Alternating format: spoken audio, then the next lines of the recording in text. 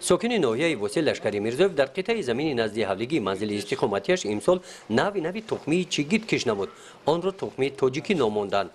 تخم چیگیت تاجیکی انا همین گونه حاصل گرفته است.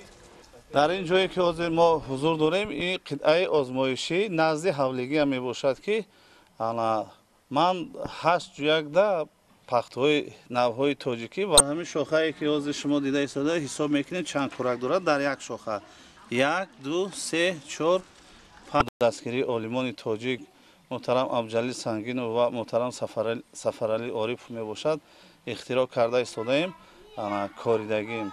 ولی حالا خیلی که شما دیده ایستادید نشوننمای این نوها در سطح بلند است. هر یک نهالی که در اینجا وجود دارد زیاده از 100 کورک پخته رسیده با پورگی رسیدگی و زیاده از 40-50 تا پخته شکفتگی من شما خودتون شاهد حال هستین.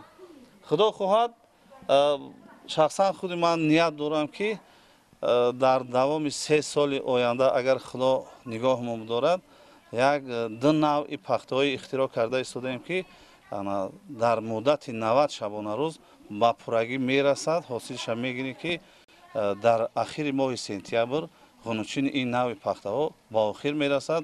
مثال ما دیخونا باز میتونیم که زمین را از غوزپایه آزاد نموده جفتی تیرماهی را بر وقت گذرانیم.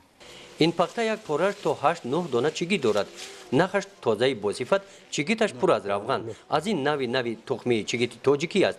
در این قطعه آزمایشی با دستگیری عالمان تاجیک لشکری آن را پرورش نموده نگاهبی نموده است. از دوره انکشاف و حالت همروزه نهالهای پخته را در این کتاب قید کرده است. این نوی که حالا شما دیده ایستادین نام این نو پخته نو است. مؤلفش محترم سفرعلی عارف میباشد. این نو نامش عارفیان میباشد.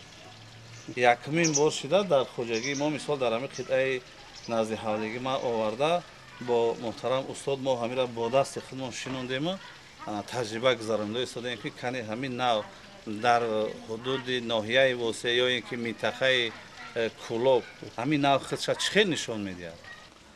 من در همین شاخه‌ای که از شما دیده ایستاده حساب میکنید چند کورک دارد در یک شاخه 1 2 3 4 5 6 7 8 9 10 11 12 13 از همین 13 کورک مثال 6 تاش الکه شکفتگی است باقی موندهش در حالت شکفتن است.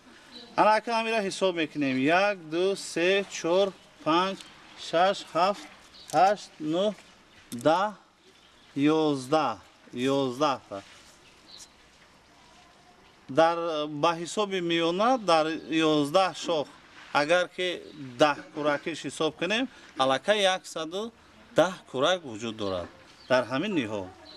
در جماعت دهخود به نام وایس فی ناحیه وسه در کاپیراتیو استحصالی به نام بزرگمهر 2007 مساحت 9 هکتار همچون زمین آزمایشی برای تجربه استفاده برده می شود. در این زمین ماهی مای کشت پنبه‌دانه گذرانده شده در قطعه ها یک چند نمود تخم‌مرغ های چیگیت کشت کرده شده‌اند. نهال های پخته انا همین گونه نشونما دارند. سال گذشته با دستگیری سابق راهبر اکادمی علم‌های کشاورزی جمهوری تاجیکستان محترم عزت‌الله ساتوری در خوجگی ما 1 هکتار اجازت برای قطعه نوسنجی آزمایشی اجازت داده بودند که ما از پاری سر کرده در همین قطعه ثمرانو کار برده ایستادیم. نوهای همین عالمان تاجیک خودمان تخمیاشه در همونجا کاریده و مثال نشان داده استیم. امسال ما همون قطعه را در حدود خوجگی ما به 9 هکتار رسوندیم. در 9 هکتار زیاده از 10 نوهای تاجیکا عالمای تاجیکای خودمان است که نشونماشون در سطح بلند است یگان کمبودی ندارد. باوری دارم که تا 40-50 سانتی متر ما حاصل به دست میاریم. ما همه مینادارگی خدمت با وزیر امروزه کشاورزی جمهوری تاجیکستان محترم عزت‌الله ساتوری 100% میرسونیم که اون کسان ما را در همین مسئله دستگیری کرده ایستاده است. کооپراتیو تجارتی به نام بزرگمهر 2007 سمت اساسی فعالیتش به ساحه پختکاری روانه گشته است. در این خواجگی با مصلحت متخصصان ساحه کشاورزی عالمان امسال کشت پنبه‌دانه گذرانیده شده است. در نتیجه رعایت قاعده‌های اگروصنعتی خواجگیداران به نتیجه‌های خوب نائل گشتند. این نهال‌ها به گرمی هوا تاب‌آور بوده گل و شانه نپرداختند. نهال‌های پخته پر از پخته میباشند. این قطعه 2 گکتار زمین میباشد. میرا ما در ماه اپریل 22 اپریل دا کشتی تکراری کرده بودیم.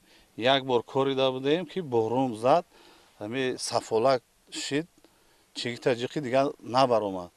بعدا خیر 22 اپریل دا با تکراران کاری دیمش یکی تمامی کارهای بین قطارها را سری وقت مهلت شده گرفتیم. 300 کیلویی آذوقه دادگیم.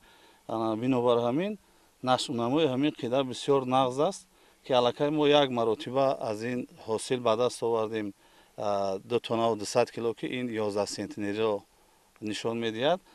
حالا باشد در همین قطعه زیاده از 20 سانتی دیگه حاصل دارد. کورک های ناشکفته با پورگی رسیده من خودتان شاهد حال هستین. ببینید در هر یک نهال زیاده از 20 تا 30 عدد کورک جایگیر است. در کооپراتیو استحصالی به نام بزرگمهر شرایط مهنت خوب به راه مانده شده است. اعضایان خواجگی از صبح خواجگی همه روزه نصف روزی با خوراک گرم تامین کرده می شوند. در این خواجگی زمین عاقلانه و ثمرناک استفاده برده شده. غیر از پخته مساحت 1 هکتار زمین برای کشت تیرماهی پیاز آماده کرده شده است. گزارش خواجه نظریف خدای نظر ظهور از ناحیه واسع برای برنامه اطلاعاتی نوید.